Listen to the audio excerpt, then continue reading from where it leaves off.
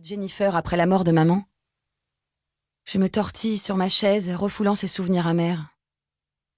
Au fond de moi, malgré tout ce que je reproche à mon père, je sais qu'il a raison. Je sais que dans notre société où il n'y a plus assez de travail pour tout le monde, le brevet d'accès aux corporations est le passeport obligatoire pour le futur. Depuis que les universités ont été supprimées, c'est à la fin du lycée que tout se joue. Ceux qui réussissent rejoignent les campus des corporations pour apprendre un métier correspondant aux besoins de ces méga-entreprises. Ceux qui échouent sont automatiquement catalogués improductifs à la sortie du bahut, avec zéro perspective d'avenir. Comme vous le savez, les épreuves du bac sont de plus en plus difficiles. Susurre l'homme qui me fait face d'une voix mielleuse. Le taux de réussite était de 71% l'an passé, et cette année, les corporations ont estimé qu'elles pourraient absorber un taux moindre. 66%, c'est ça? Je murmure, hésitante. Je crois qu'ils ont annoncé ce chiffre aux news, après les négociations avec le gouvernement. Les journalistes et les politiques en font tout un foin parce que c'est la première fois qu'on passe sous la barre des 70%. C'est le même bras de fer chaque printemps, entre les corporations qui veulent réduire leurs coûts et le gouvernement qui essaye tant bien que mal de lutter contre le chômage galopant. Lorsqu'un poste est automatisé, l'entreprise doit se débrouiller pour recaser l'employé concerné ailleurs au lieu de le licencier. Plus bas, plus loin, et surtout, moins bien payé. C'est comme ça que mon père et ma mère ont dégringolé dans l'organigramme d'Urbanex, la boîte où ils se sont rencontrés et où ils bossaient depuis 15 ans. D'experts comptables travaillant au siège de cette société spécialisée dans la gestion urbaine, ils se sont retrouvés à la rue, au sens propre. J'expire lentement en me concentrant sur mon interlocuteur, sur son costume bien coupé, sur sa cravate en soie, sur la chevalière en or à son doigt. Directeur du pôle recrutement stage Sciences Infuses, annonce le badge métallique épinglé au revers de sa veste. Sous ce titre ronflant figure un logo en forme de cerveau, les deux hémisphères formant les deux O du mot Nucins, un géant de la cybernétique, cette branche qui depuis des décennies détruit les emplois par millions en remplaçant les hommes par des machines.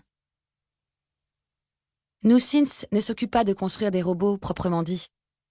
Que ce soit les mécabots basiques, les anibots ressemblant à des bestioles ou les androbots imitant le corps humain, ils laissent la conception du châssis extérieur à d'autres sociétés. Leur vrai métier, c'est ce qu'il y a à l'intérieur, l'intelligence artificielle, l'IA. Ils sont à la pointe de ce domaine, c'est la plus grande corporation française et même mondiale en la matière. Et ils sont aussi à la pointe de la polémique. Certaines de leurs activités sont même carrément illégales en France, comme celle qui m'amène ici aujourd'hui. J'ai étudié votre candidature très attentivement, poursuit Édouard Delaunay. Il repose mon carnet de correspondance sur son large bureau de verre à côté des autres pièces du dossier. Parmi elles, ma photo d'identité reproduite en 4 exemplaires, une fille au visage très pâle, la nuque courte, les cheveux ailes de corbeau sagement plaqués contre le crâne, souriant à l'appareil. Une vraie petite fille modèle, à part le regard. Mes yeux d'un bleu strident viennent troubler cette image nunuche. Ma pupille gauche, que je cache habituellement derrière une longue mèche asymétrique, aujourd'hui domestiquée par une barrette, est 3 fois plus dilatée que la droite. Du coup, mon expression a quelque chose de bancal, de louche. L'angoisse me chatouille le ventre. Est-ce que ça va mettre Delaunay mal à l'aise et diminuer mes chances d'être prise? Résumons-nous, déclare le chargé du recrutement, m'arrachant à mes pensées. 6 sur 20 au contrôle continu, qui compte pour 40% de la note du bac. Ça veut dire que vous devez obtenir au moins 13 sur 20 à l'examen final, pour atteindre une moyenne de 10 sur 20 et décrocher votre diplôme. Pour ne serait-ce qu'une mention assez bien, c'est 16 sur 20 qu'il faut viser. Et pour le Graal d'une mention bien, donnant accès aux corporations les plus demandées, il vous faudra obtenir un stratosphérique 19,5 sur 20. Il croise les mains sous son menton en poussant un petit gloussement. Ce n'est pas gagné, comme on dit, mademoiselle Le Gall. J'ai soudain envie de lui faire bouffer son sourire plein de condescendance.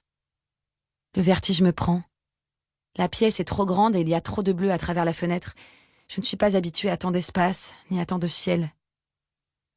Qu'est-ce que je fous ici, dans ce bureau cossu, face à ce bouffon qui porte sur le... Pour continuer à écouter ce livre audio gratuitement, cliquez sur le lien dans la description et vous pourrez l'écouter en entier sans frais grâce à l'essai de 30 jours d'Audible.